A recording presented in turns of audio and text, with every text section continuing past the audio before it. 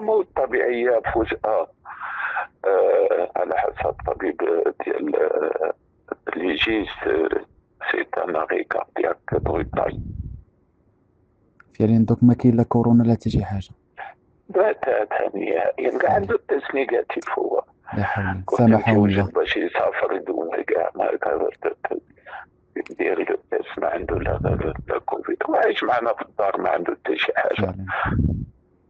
دونك هادشي اللي نقدر نقول لك. هو هو كان دوز كوفيد هادي 3 شهور، هو ما عندوش كاع كوفيد. يعني عنده فوالا ما كاين حتى ما شي حاجه عندوش، من هو هادشي. عنده كاع الكونترول نيجاتيف، ما عندوش كاع حالات لا كوفيد لا من قريب ولا بعيد. يا ان اري كاردياك فلودي ديالو اللي نعس فيه لا في السبيطار. واش هو كنبغي نخليه عندي في الدار؟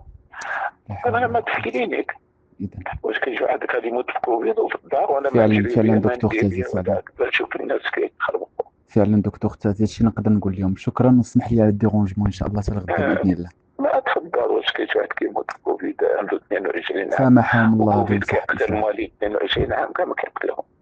فعلا دكتور تازي، صافي هادشي اللي بغيت نقول. 20 عام ماشي حتى 22 عام، لا عنده 20 عام. فيها تنعرفوه الله يودي. آه. هادشي اللي نقدر نقول لك، حتى الغدا ان شاء الله. تصبح على خير دكتور تازي. ان شاء الله. من الله.